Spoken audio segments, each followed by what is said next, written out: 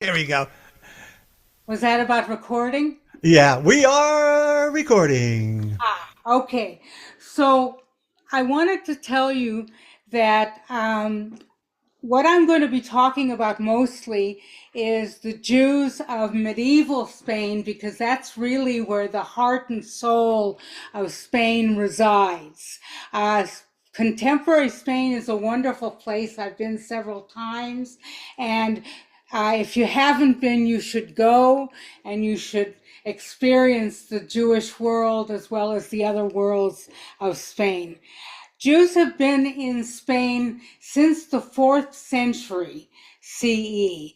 They came after the destruction of the Second Temple in Jerusalem, and they made their way through Greece and the Peloponnesus region and eventually landed up in Spain.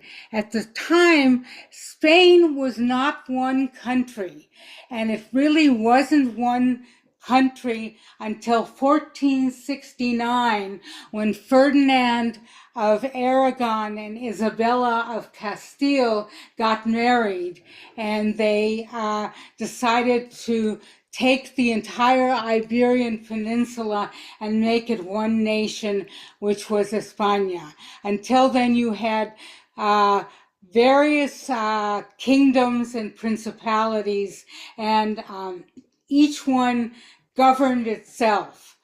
For the most part, you had, for most of its history, from the year, easy to remember, 711, you had the Muslims crossing the Mediterranean and conquering the Iberian Peninsula, not all of it, but a big part of it.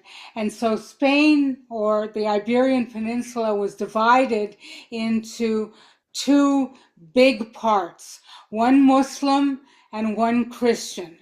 And the Christians were mostly in the northwest, and the Muslims were mostly in the south and in the east along the Mediterranean coast. In general, things were pretty okay for the Jews. Both in the Muslim areas and in the Christian areas. There were times when violence and discrimination broke out, but for the most part, they were considered to be not full class citizens, but they were called, in the Muslim areas, they were called the dhimmi, Dhimi, or MMI, meaning the protected people. And only in a few times fanatical Muslims came through, and things were quite difficult for the Jews. But for the most part, Jews flourished. In Christian Spain, things were also pretty good for them.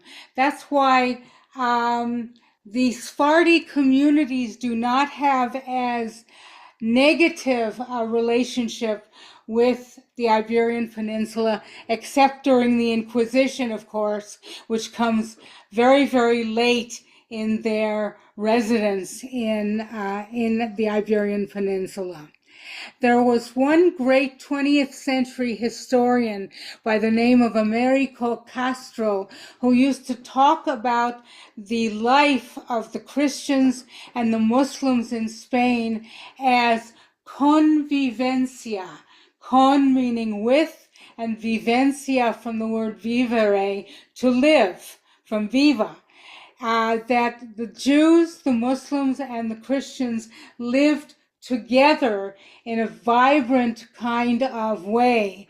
And he, I think, exaggerated it because he tended to ignore some of the second class citizenship of the Jews. They were not citizens, they were protected people.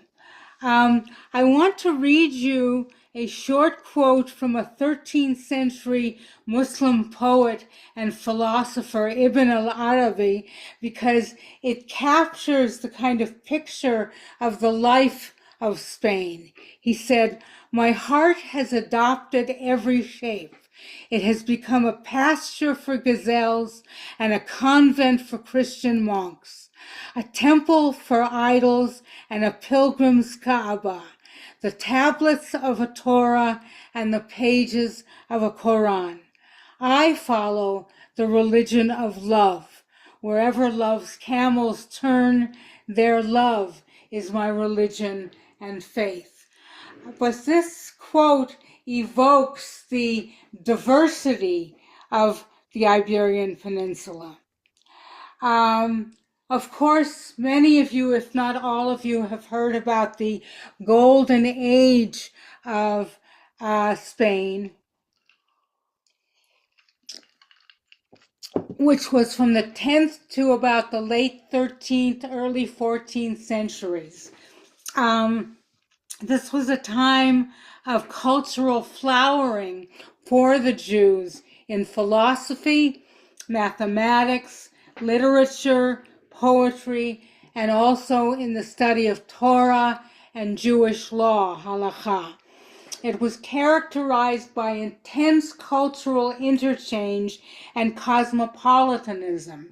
That's why even today, if you talk to Sephardic Jews, they tend to be a little less insular than Ashkenazi Jews. You'll find that in their halakha. You'll find that in their minhagim, in their customs. You'll find that they tend to be a lot less closed down in their thinking about other peoples and other cultures. The Golden Age was characterized by some of the names you may have heard of: Samuel ibn Gabirol, Shmuel HaNagid, Yehuda HaLevi, and many others. And most notably, between the early 12th century and the early 13th century, you have, of course, Rambam, Maimonides, the Jewish theologian, doctor, scientist, and philosopher, who was also a merchant, characterizing the Jews of the Iberian Peninsula. They were also what later was called Renaissance people. They functioned in many different worlds at the same time. Maimonides wrote, of course, the Guide for the Perplexed, which is a very, very complicated book aimed at the intelligentsia, the Jewish intelligentsia. And he also wrote a multi-volume book called the Mishnah Torah, which was an explanation of Torah and Jewish law, which was aimed at the general Jewish populace, an explanation of Jewish law so that the average, somewhat educated Jew could understand the laws under which they lived. He also wrote a very wonderful letter, which in my rabbinical work I have used often with Jews by choice. It was a letter to Ovadia the proselyte. Ovadia, a man who converted from Islam to Judaism. And Ovadia asked him the following question. He said, in Jewish prayer, we say Eloheinu and Elohei Avotenu, our God and God of our ancestors. Well, my ancestors weren't Israelites or Jews. Can I still say those words? And Rambam answered him, absolutely you can. Because once you have joined the Jewish people, you are 100% Jewish. Once you have converted, once you have gone to the mikvah, once you have gone to the Beit Din, to the court of law, you are completely Jewish and you have all the rights and privileges and responsibilities of a Jew. History is elitist. I have to say that what we learn in history is what the wealthy folks chose to record for us and what the documents say. poor people didn't usually write things down. They were illiterate, or they were barely literate enough to be able to function in the marketplace, but certainly not in the court or in other places. But what I did want to give you is a list of the medieval Jewish curriculum, what a wealthy or a well-to-do Jewish male, and this is mostly male, would learn in the course of his studies from probably toddlerhood till the age of about 17. Just listen to this list. It's amazing. Would that we were so educated. He would study reading, writing, Torah, Mishnah, Talmud, Hebrew grammar, poetry, philosophical observations on religion, general philosophical studies, logic, mathematics, arithmetic, optics, astronomy, music, mechanics, natural sciences, medicine, and metaphysics. Imagine all of us from the age of around 4 to 17 studying all those topics. Would that we were so educated. I want to share with you a few tastes of the golden age of Spanish Jewry, particularly in poetry, because that is what's most accessible to all of us. I couldn't share with you the philosophical ruminations of these poets who were also philosophers and Torah scholars, because frankly, it would take us hours of picking it apart and teasing it apart.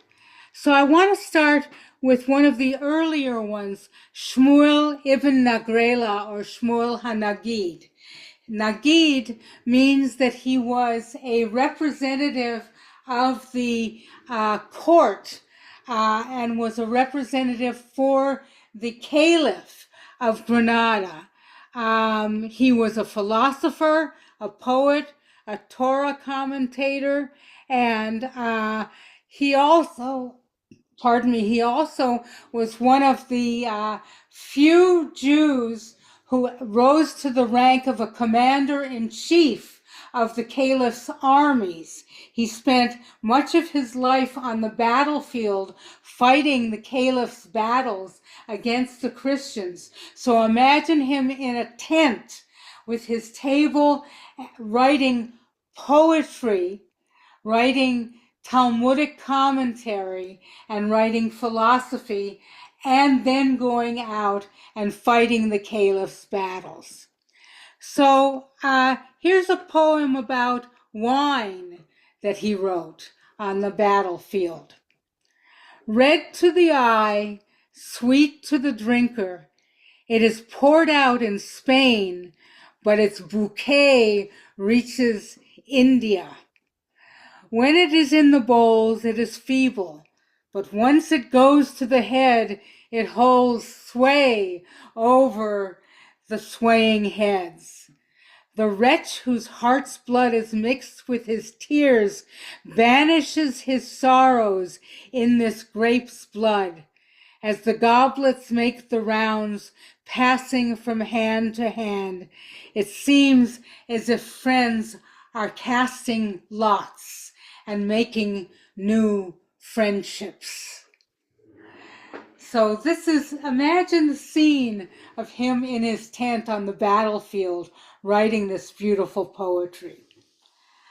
Another great poet was Solomon ibn Gabirol in the 11th century. He was born in 1021 and he died around 1059. He lived in Malaga, later in Saragossa, and in Valencia. Gabirol's residence mostly was in Saragossa. So he also wrote a philosophical dialogue between master and disciple, And for many years, it was believed to have been written by a Christian philosopher. And later it was discovered that it was Ibn Gabirol who wrote it. But here is one of his beautiful poems called The Faithless Woman. She left me and went up to heaven, she whose neck is so lovely with its ornaments. But though her lips are sweet and she entices men's heart, yet she is bitter. Swords are unsheathed from scabbards of her eyes. Lances are burnished to kill unlucky men. Her eyes beckon to me.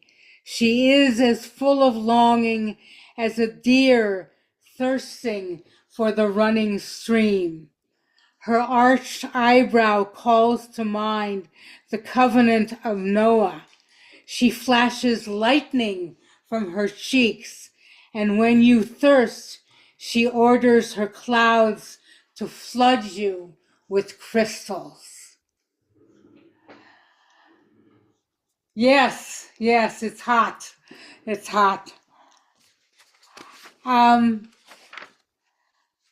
The following is an anonymous poem written in the mid-11th century. And pardon me that I'm drinking so much. I'm taking a medicine that causes my mouth to get quite dry.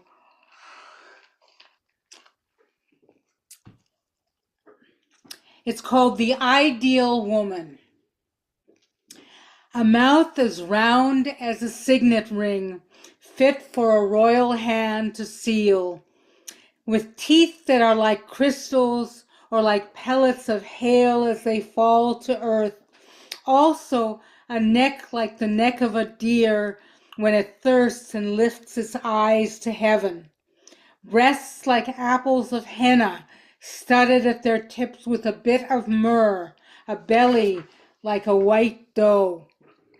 Oh, like a heap of wheat, a navel in her belly like a cistern, as though she were an empty well. Very narrow hips, like the hips of a bee as it flits through the vineyard. Legs like pillars on which the thighs can rest, as well as ample buttocks, hands and feet that are both small and fresh, the feet like those of a young girl, wholly beautiful from head to foot, flawless, perfect, a woman resourceful and intelligent, whose equal cannot be found in the whole world, who, during intercourse, ... The manuscript is corrupted and we don't know what is there. She is unique in the world. Whoever falls in love with such a woman, how can he ever sleep at night? Another one. Now I want to tell you about perhaps the greatest of the... Yes, it does sound like Eshet Chayil, absolutely.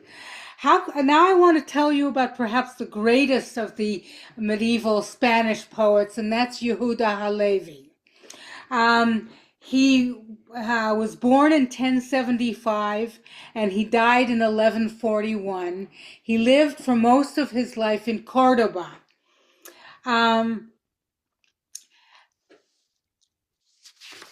What we know about him is that he was a wealthy man, that he was a spice merchant, and also a philosopher of great renown.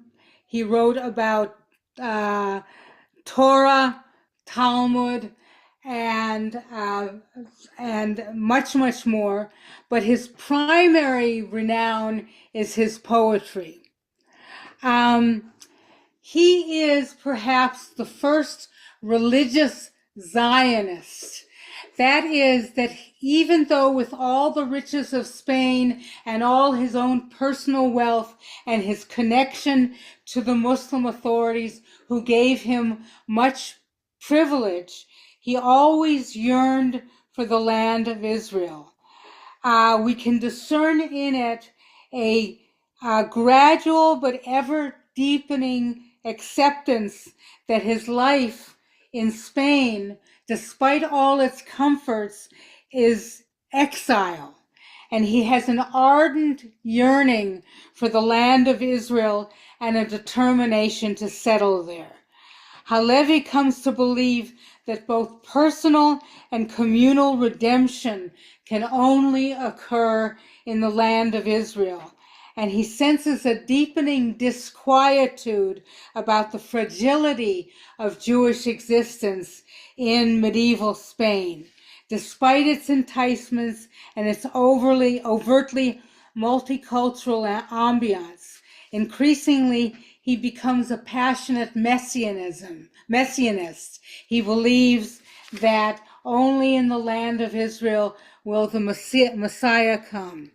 And as he grows older, he believes in his own acceptance of being in exile is not an act of faith, but is actually an abdication of responsibility to help to bring Jewish exile to an end. So he comes to tell his people, the other Jews of Cordoba and the other Jews of Spain, we have not understood the significance of our fate. We have settled down quite comfortably here in the diaspora instead of responding with a willing spirit to God's plan to teach us that, namely, if we are to repent our sins, if we are to reaffirm the religious values of the Jewish people, we must return to our land and create there our people again. He cries out, "Yearn for the land of Israel. It is our only true home." Spiritual and national fulfillment as a people cannot occur anywhere else but on the sacred soil of Israel, the land on which prophecy was born, the only place at which prophecy can flourish again, the land on which the true unfolding of God's plan was first revealed to Abraham our father can take place again, the land on which the Messiah will come, the land on which the final healing of the world will begin. And for him, the land had a profound healing power.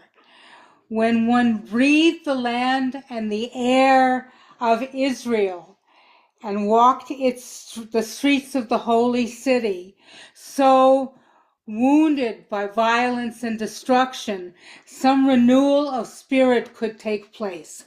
So he yearned to go, and throughout his years, he planned to go. And a few of his poems really, you anticipated it for me.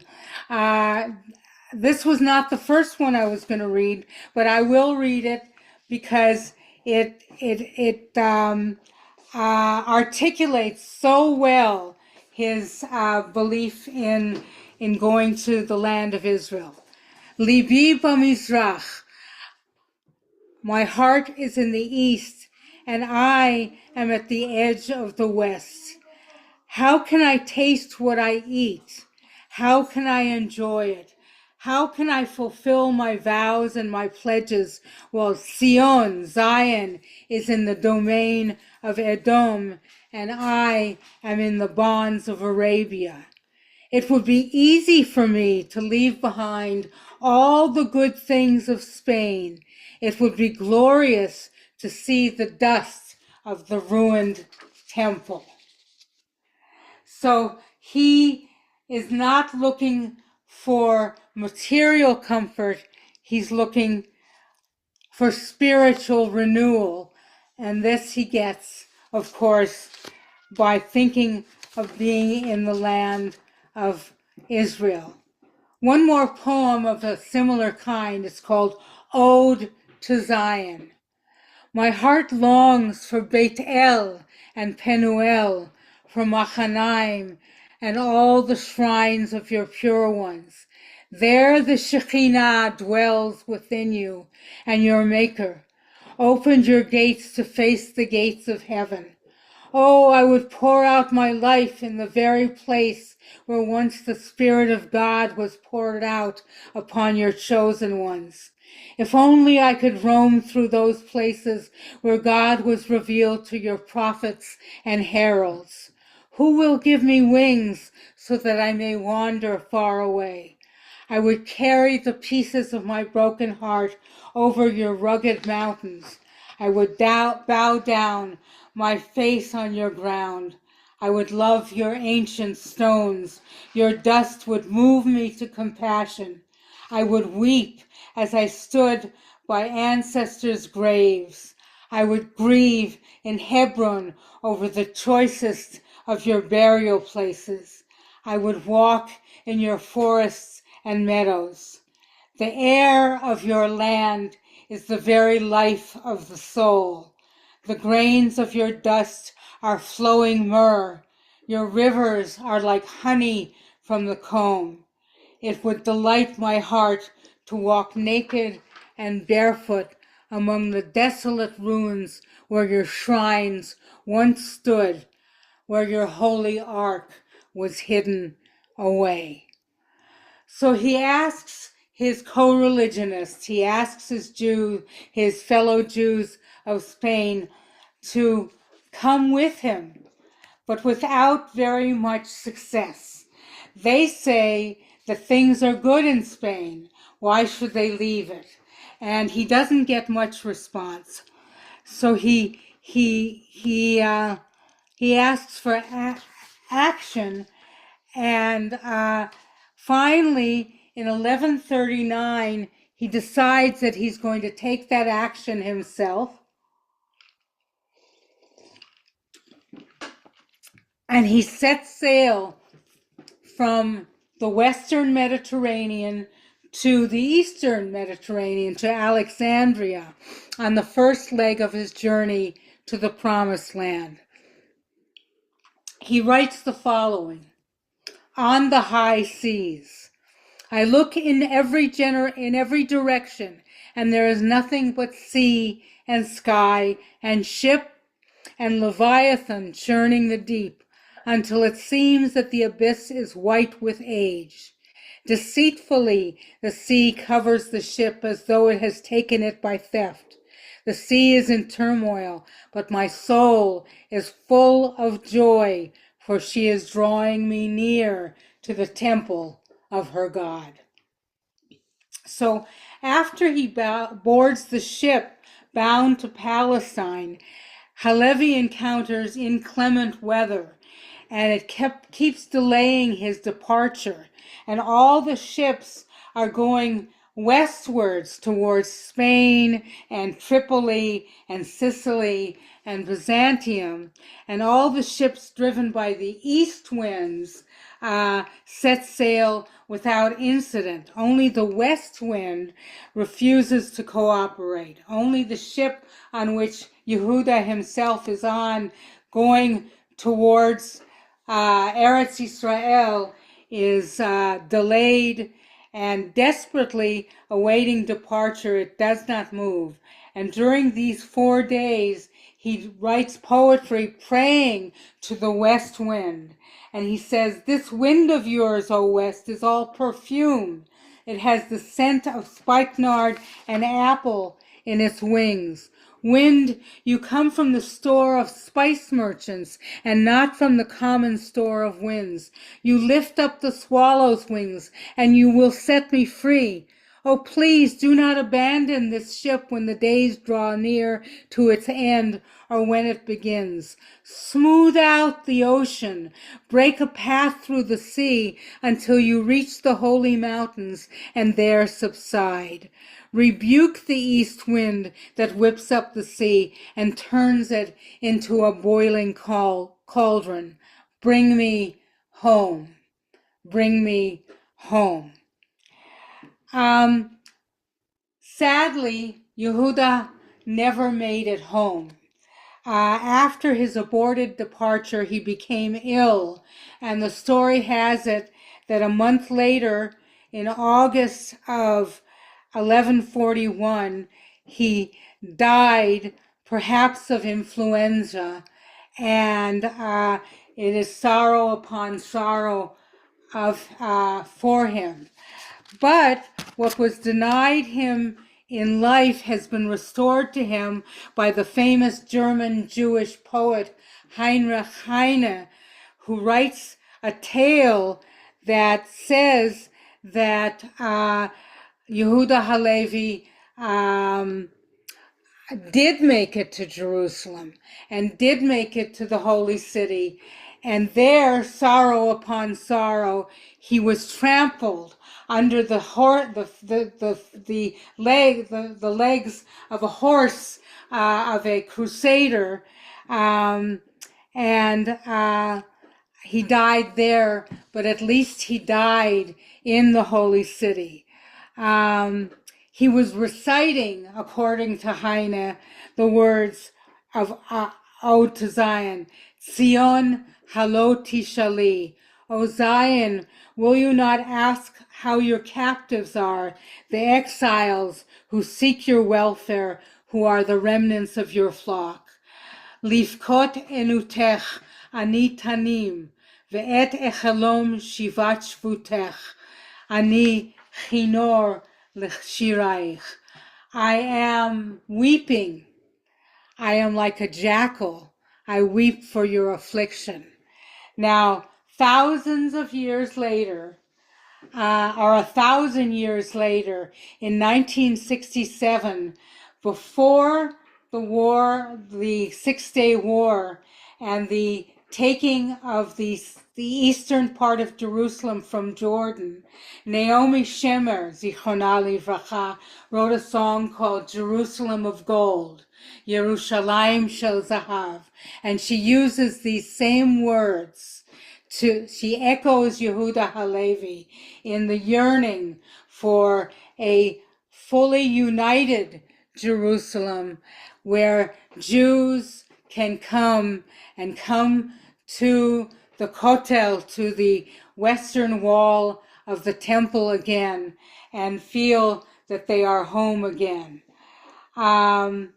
So Yehuda Halevi lives in the heart of all those who felt exiled from Jerusalem and from the Holy Land and have been able to come back to it. Side note, I don't want to get into the politics of today. I'm very aware that it's very, very complicated and it's not so simple. It's not so simple as just the Jewish yearning for the homeland. There is also the Palestinian and the Arab yearning for the homeland, and we need to take that into consideration as well. Rabbi Mark, did you want to add something? I did want to add something, which is that Norit Hirsch, modern Israeli songwriter, took some of these words from Yehuda Halevi and combining them with some words from Psalms. Tzion halo tishali lishlom asirayecha. So Zion, will you not ask about how your prisoners are doing, the welfare? And it goes like this. Tzion, Tzion, Tzion, halo tishali lishlom asirayich. Tzion, Tzion, Tzion, halo tishali lishlom asirayich. Then you get a little yearning in there. Oy, oy, oy, oy, Tzion. Everybody says, Tzion. Ay, ay, ay, ay, Tzion, Tzion. Do you know that? Have you ever heard this song, Reb Leila? I've never heard this song. I'm so happy to hear it. Now I learned it from Reb David Schneier. Oh, so I have to call David and have him send me the link for the recording. Yeah, I'll look for it and I'll send it to you if I can find it. Great, wonderful. So now You want to take a few? You want to take any questions? let's stop here and take any questions that you might have about the Golden Age and about the poets or anything else before we go on, because I'm now switching to a more political set of comments. Any questions, any thoughts you might have? So I'm going to jump in here if nobody else is going to say anything as a coming attraction for next week that Rick will offer some learning that his podcast, Flames of Freedom, is based upon a number of centuries later of Jews escaping from Portugal and a specific family that made their way to Savannah, Georgia, which, of course, is why Rick and Elizabeth live in Georgia. But that's a little coming attraction for next week, building upon the history of Spain in medieval times to a couple of centuries later, and the true story about this family that Rick unearthed and through a number of discussions with a historian. Great. So you have continuity between this week and next week. Yeah, something I'm not known for. Well, you're doing it now. Any So, questions, anyone, reflections? Otherwise, Reb Leila will go on. okay. Okay. So I wanted to now go to what was the sort of daily life like for the Jews in Muslim Spain. As I said, it was pretty okay, but there was a tarnished aspect to it. Um, in the 7th century, when the Muslims were still in Iran, what is now Iran, Iraq, Syria, that area, they established the caliphate. They established a law called the Pact of Umar under the first caliph, Omar ibn al-Khattab. And this Pact of Umar was going to be operative in all the lands where Muslims ruled, and it would affect the dhimmi. It would affect those people, non-Muslims, Jews, Christians, Zoroastrians, etc. And it would establish their protected status, but also their second class status. So here are some of the provisions of the Pact of Umar from the 7th century. And wherever I read church or hermitage, translate in your mind synagogue or Beit Midrash or house of study, because in other localities, the documents would say that. It was customized for each place. The Christian inhabitants of Syria are writing in this Pact of Umar a commitment to the caliph. We shall not build in our cities or in their vicinities any new monasteries, churches, hermitages, or monk cells. We shall not restore by night or day any of them that have fallen into ruin or which are located in the Muslim quarters. So whatever they have, they have. If it collapses, they can't rebuild it. We shall keep our gates wide open for passers-by and travelers, and we shall provide 3 days' food and lodging to any Muslims who pass our way.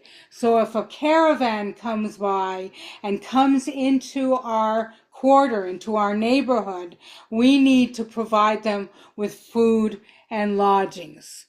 We shall not shelter any spy in our churches and our homes, nor shall we hide them from the Muslims. In other words, people who are trying somehow to sabotage the Muslim rule. We shall not teach our children the Quran. Now, why would the Muslims not want Jews, Christians, or Zoroastrians to teach their children the Quran? Why do you think? Anyone have an idea? They don't want converts. They don't want, They uh, don't they want do, converts. they do want converts, but they Oh, don't want them to be distorted. They right. don't want Jews or Christians or Zoroastrians to distort the words of the Quran. And only Muslims can fully understand it in order to teach what the holy word of the Quran says. We shall not, now this is interesting, we shall not hold public religious public religious ceremonies. We shall not seek to proselytize anyone, and we shall not prevent our kin from embracing Islam if they so desire. So let's unpack that. Public ceremonies. What public ceremonies are there for Jews?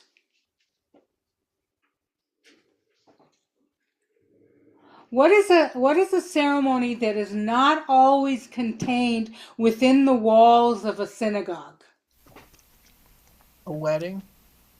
A wedding. Think of one. Hanukkah, Pardon me? Hanukkah, Tu B'Shvat. Hanukkah, you're supposed to light your Hanukkah and put it in the window so it's publicly seen. D. Simchas Torah. Simchas Torah. Oftentimes, Jews go outside the walls of the synagogue and they dance around the synagogue. They dance on the street. They make a lot of noise, singing and dancing. According to the Pact of Umar, you're not allowed to do that. So, in other words, we shall be very quiet. That's really puts a damper on a lot of Jewish observance. And in the Iberian Peninsula, like in the Middle East, funerals were not quiet affairs like in Western civilization. There were particularly women who were wailers. They would wail during the funeral. So a lot is circumscribed. A lot is limited. We shall not ride on saddles. In other words, they shall not ride horses, only donkeys. We shall not display lights. Here it is, Hanukkah. In any of the Muslim thoroughfares or in their marketplaces. We shall not build our houses of worship higher than theirs, and so on. How many of you have been to Jerusalem to the Jewish quarter? Many of you. Okay. Do you remember when you went to the Sephardic synagogues, how you walked at street level and in order to get into them, you had to go down some stairs?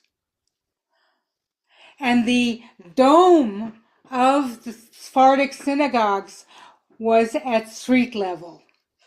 That's not just because they decided to do the architecture that way.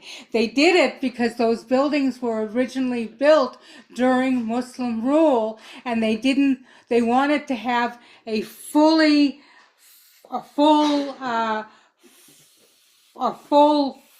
floor of a synagogue, and the dome couldn't be higher than any of the Muslim buildings. So they built like in a basement. That's another good example.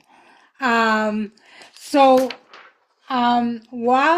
economically they were allowed to pretty much flourish, the higher class of Jews were allowed to flourish.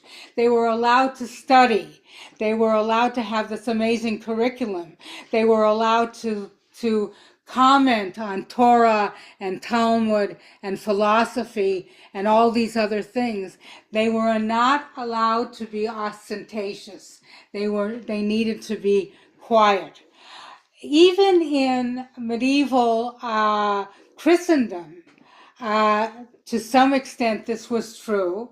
When I was doing my research in the archives of the Crown of Aragon in Barcelona, I came across a document that was not particularly complimentary to the Jews. And on the reverse side of the document, in microscopic Hebrew lettering, Hebrew, so that the archivist at the time could not read it, it said, "I wear a suit of armor of 1,000 eggs, and if I stumble and shatter, I shall be shattered into 1,000 shells." It shows the vulnerability of the people and the fragile existence of the Jews. I want to tell you or read you a story about a so-called Golden Age Jew in medieval Muslim Spain that was written by another very famous rabbi, Yehuda ben Shlomo al-Harizi. This was written in, actually I don't know what year it was written. He lived between 1160 and 1230. Yesterday, I spent the day with some friends who saw a crowd gathered at a city gate and were told by a bystander that they had gathered to watch an astrologer tell fortunes. We pushed through the crowd and found at the center a garrulous old man taking astronomical measures with an astrolabe and offering his services, advertising himself in elaborate and eloquent speeches. People were coming forward one by one to consult him about their troubles and their work and their private lives, and to learn their own fortunes and those of their children. Each received his answer and paid the astrologer's fees. I suggested to my friends that we test his powers by agreeing on a question amongst ourselves. What will the Jews be redeemed? When will the Jews be redeemed from their exile? And when will the Jewish kingdom be restored? When our turn came, we offered him a good fee if he could tell both the question and the answer.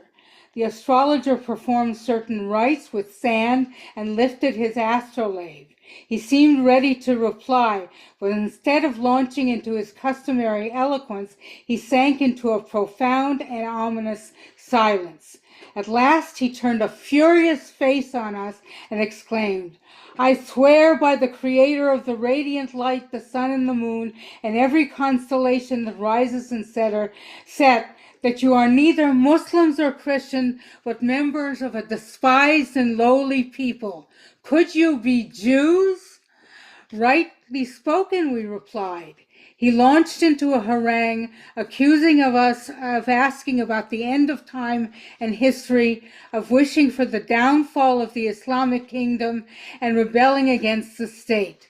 The crowd became so enraged that they would have stoned us to death, but someone persuaded them to take us to a judge.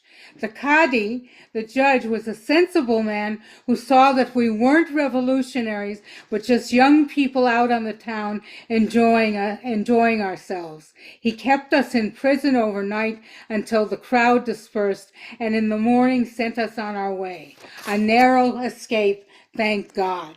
So here they were, two young Jews just out for a good time, and got caught in trouble because of the hatred of the crowd for Jews. So things weren't always so rosy. I'm looking at time, and I want to switch to Christian Spain, just so that you get a picture of the similarities and differences.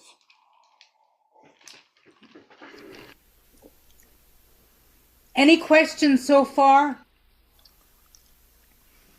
No, but I was wondering, what were those Jews doing, inquiring about the future and going to a seer to do that? They just were having fun. They must have been Chiloni, though. Put your hand up. They weren't particularly religious. Good Yes. night, Rick. I have a question. Oh, Yes. go ahead. Where was the shift in Muslim culture from the acceptance of the Jews, the integration of the Jews, the embrace of the Jews in places of power, that would suddenly turn to events like this? Were there any particular events, or was it an evolution? Well, one, it was an evolution. Two, the Pact of Umar tells us that the Jews were never really integrated. That's the wrong word. They were a separate but not equal people that were tolerated to a certain extent as long as they were more sotto voce, as long as they were did not assert themselves too much, and they were considered to be a people with a wrong philosophy who had originally, when Muhammad had come to preach, he had wanted to convert them and failed, and he turned on them.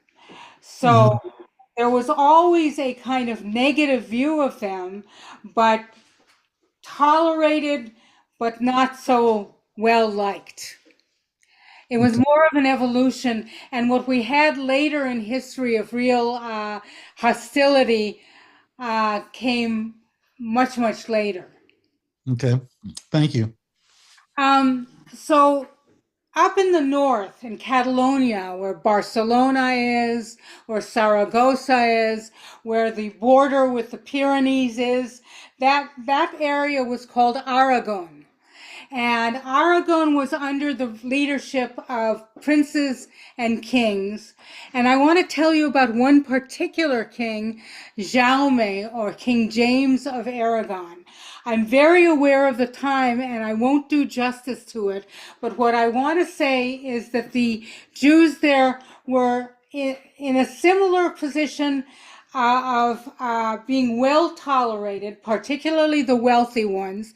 And there was one reason in particular that James I of Aragon really more than tolerated them, and that was because he was engaged. He was the most important king engaging in what was known as the Reconquista, or the reconquering of the areas of the south and the Mediterranean coast that had been conquered by the Muslims. He wanted to reconquer them, and he used his Jews not so much for military reasons, but for financial reasons.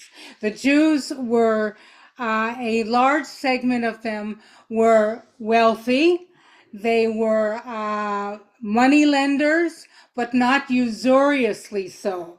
The rates of interest were set by the government, by the king, not by the Jews, and most of the interest on the loans was taken by the government, by the realm, and they were only given a certain part of it.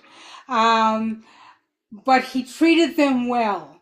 They were allowed to sell their wares in the marketplace. There was a lot of interaction between Jews and Christians in the marketplace. There were no imposed and the same in the Muslim areas. There were no imposed ghettos, or there were Jewish quarters, Muslim quarters, Christian quarters, but they were not forced upon anyone. This only happened in Venice much later in the 18th century. What you have here is, birds of a feather will fly together. Jews wanted to live where Jews lived, Christians wanted to live where Christians lived, and so on.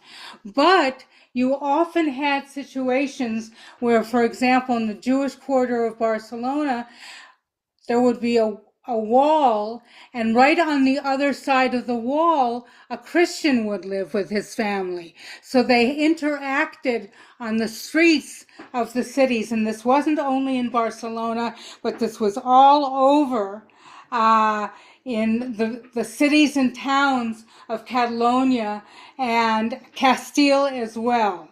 The two great kings who were very positively disposed to the Jews were Alfonso X, the Wise, El Sabio, in Castile, and James I in Aragon. They were, Jews and Christians were neighbors, they interacted with each other, and so on. Things were good for a long time. For certainly the 11th century, the 12th century, and the 13th century. Things begin to get worse in the 14th century under King James's sons, Pedro and Ferran, Per and Ferran, who were not as strong leaders as he was, and two two very, very catastrophic things happened throughout the Iberian Peninsula. The first was that the climate did not cooperate anywhere. There was severe drought, and there was an agricultural depression, and hence an economic depression that the Christians blamed on the Jews. And the second you've all heard of was the Black Death, was the Black Plague, which arrived in the Iberian Peninsula in 1353 and killed hundreds of thousands of people. Now, the Jews also died in large numbers in the Black Death, but at much lesser numbers, much fewer numbers. And the reason for this is because Jews did not eat the same food as the Christians did. They had their own food supply, and they did not drink the same wine. Because it wasn't kosher. They also bathed regularly at the mikvahs, so their hygiene was better. And so because of these things, I'm making it very simplistic, but the numbers were much less. The mortality figures were much less. Of course, the Christians noticed this, and all the myths and stereotypes that had existed about Jews poisoning wells and about Jews killing young Christian boys for their blood for matzah on Pesach all came back again, and violence began to break out, and the sons of King Jaume and the successors to Alfonso were not strong enough to prevent it. In 1391, massacres began to take place all over the Iberian Peninsula against Jews, and many smaller Jewish communities were wiped out entirely. The larger ones survived, but very, very weakened, and there was a large conversion of Jews to Christianity. By this point, Islam had been weakened considerably because of the Reconquista, and the Reconquista continued. So from 1391 till 1469, things are deteriorating rapidly for the Jews throughout the Iberian Peninsula. And in 1469, as I mentioned at the beginning, Ferdinand and Isabella marry. They create the Confederated Realms of Spain, and things get very bad. Isabella was a Catholic zealot, and she appoints Tomás de Torquemada, an inquisitor general. Now, the Inquisition had been going on for a couple of centuries before that, but not against Jews, against Christian heretics. And now it switches against the Jews, and a period of tremendous torture and turmoil against the Jews happens. And this goes on till 1492, when the Jews and the remaining Muslims in Spain are expelled. The Muslims cross the Mediterranean back into North Africa. The Jews go to Portugal. They go to Recife, Brazil, and many of them, they go to the New World, where they are hidden. Many of them convert to Catholicism and become, the proper name for them are conversos, those who converted, but the pejorative name for them is marranos, or swine. I'm going to stop there because I want to give you a chance to ask some questions and put it all into perspective if you have more questions, and we'll stop there. I feel that I probably gave you a little bit too much on Muslim Spain and not enough on Christian Spain, but time flies, and I see Shosh and Mosh. So please ask your question or make your comment. Ella, that was awesome. Really, really very good. And not too much on anything. It was all good. Couple questions. Did when the Jews were expelled from Spain, I didn't realize the remaining Muslims were too. And they went to Portugal. Is that when they also went to Turkey? Yes, That's what, many of them went to Turkey and they went to the Peloponnese and they area. They went to the Peloponnesus area and to Greece.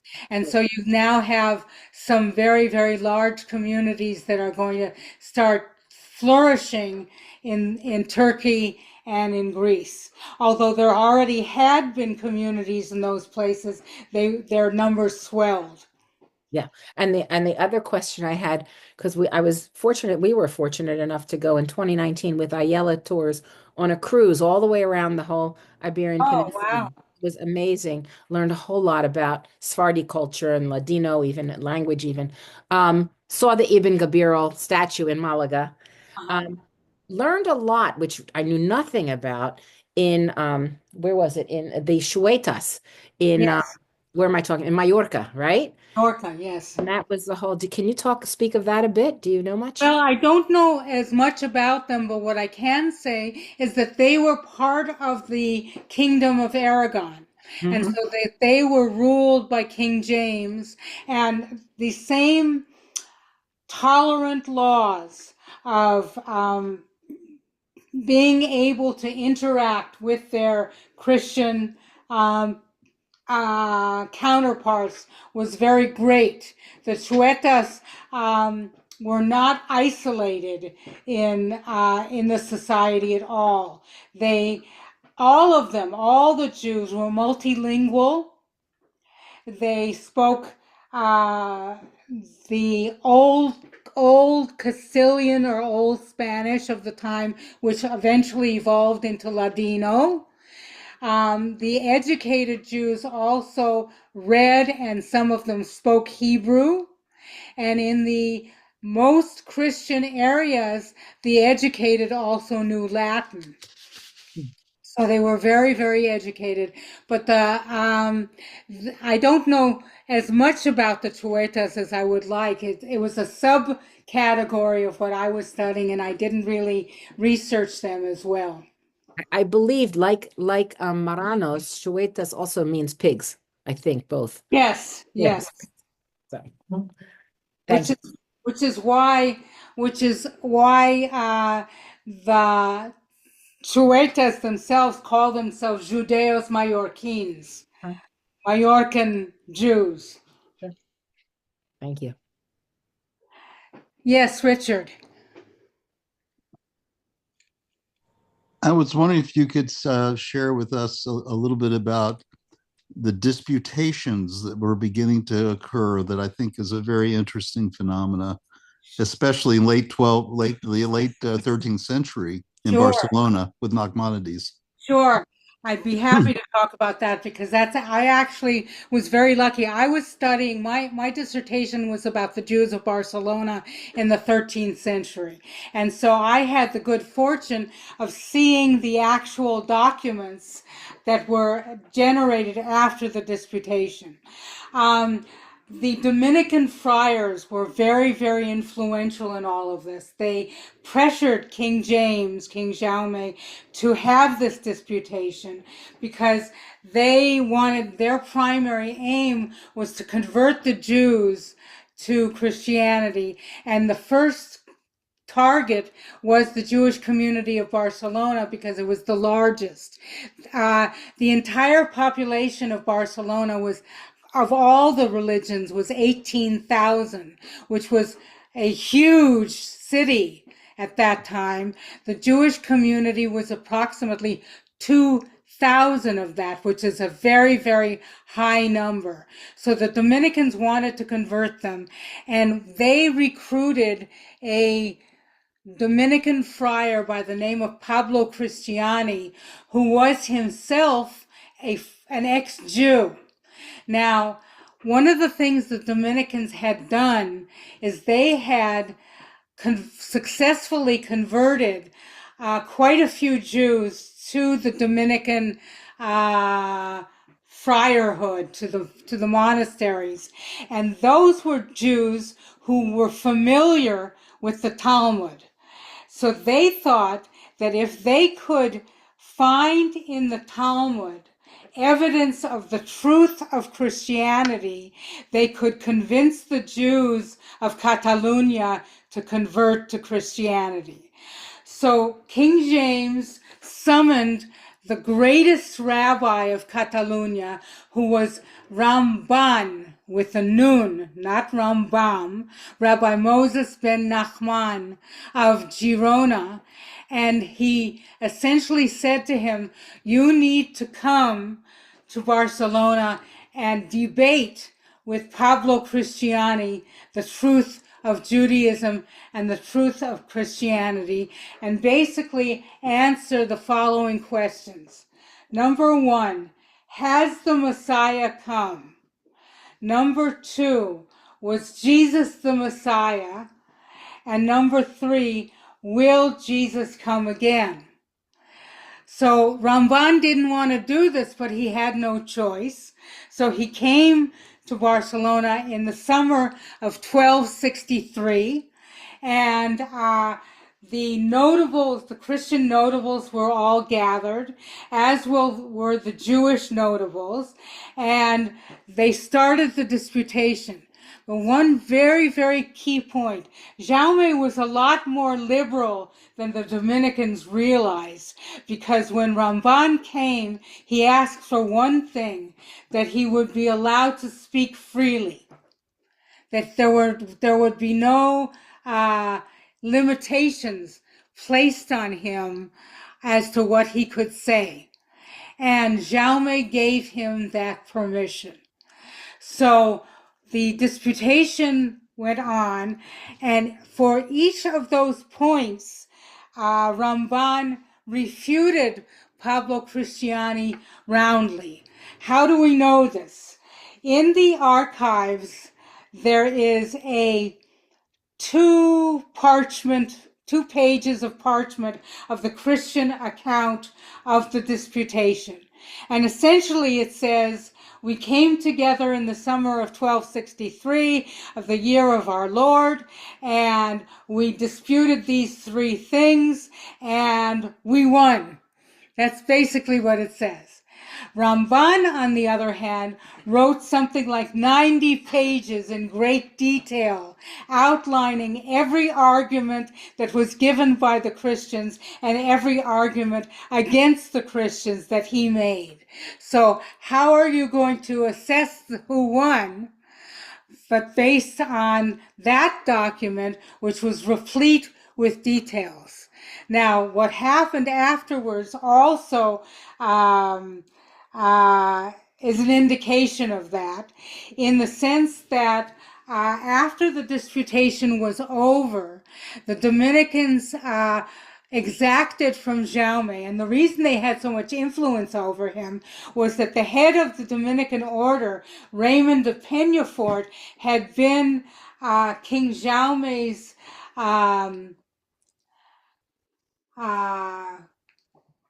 teacher and guide when King Jaume was a little boy. And when he was an infant king, he was a little boy, and he had been crowned king as a young boy, and Raymond de Peñafort was like his protector. And so he had a lot of influence over him. After the disputation was over, Raymond de Peñafort basically demanded and got concessions from King Jaume to come into the synagogues of the Jews to preach to the Jews. And Jaume issued an order that the Jews were to come into their synagogues and listen diligenter et in silencio, diligently and in silence, to the Dominicans as they preach Christianity to them. What's interesting, however, is that just a few days later, he rescinded the order. So there was terrible, terrible tension that summer. And what really we know about how much Ramban won the disputation is that King Jaume apologized to him, but said, "Your life is in danger here. They're out to get you."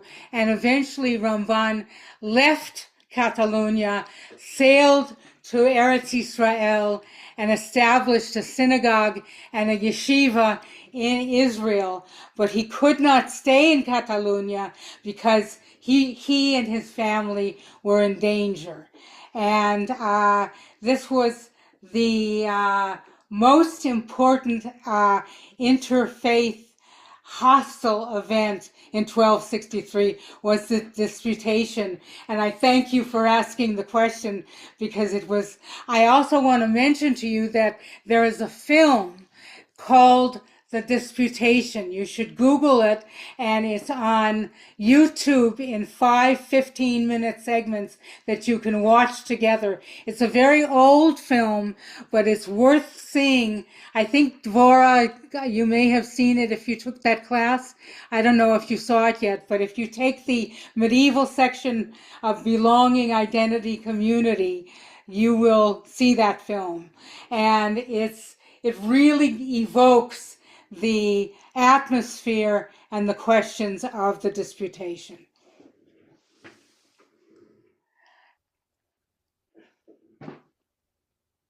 You're muted, Rev Mark.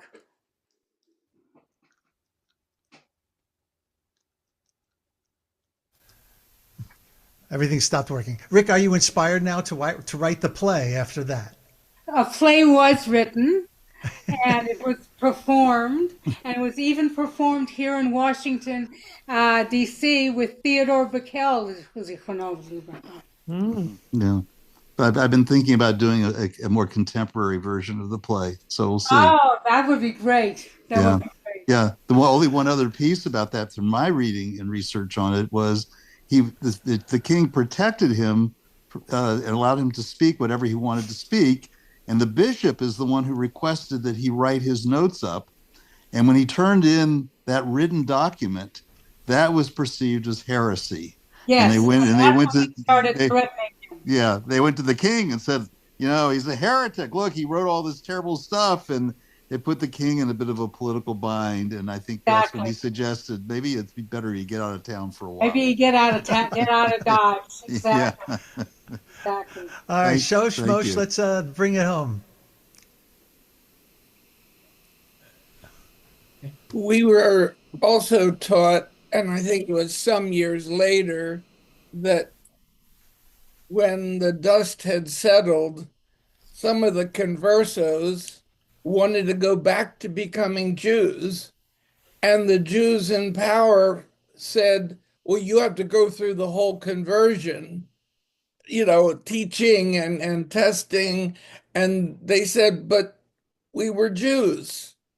Right. There was a question about legitimacy of being Jewish after that, and there was, but in Spain, of course, the Jews were gone from Spain. They were all over the world by this point, and it depended on the rabbinates of the locations what they decided. It wasn't a uniform decision that they needed to go through conversion training and mikvah all over again. So it depended where you were.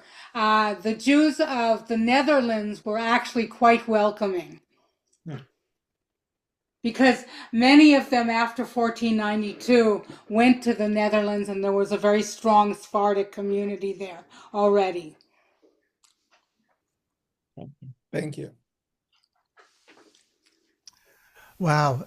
Reb Leila, thank you so much. This is living proof as why I always decide to leave history to the historians.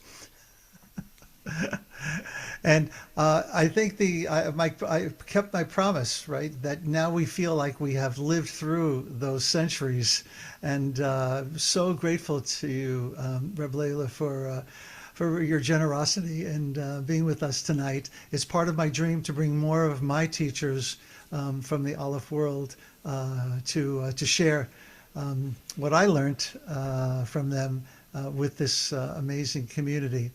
So before we bid a final adieu, I'm hoping that you're going to be able to hear this. Tell me, raise your hand if you can hear this.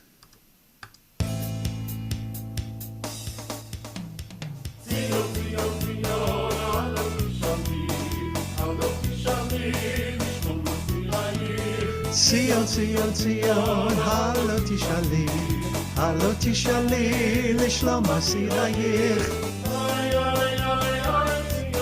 Zion, Zion, halo tishali, lishlom asirayich. Zion.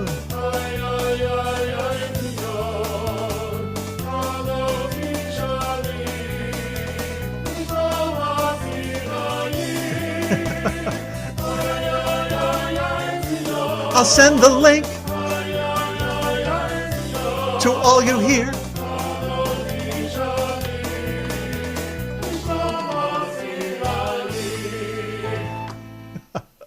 That's great. That's great.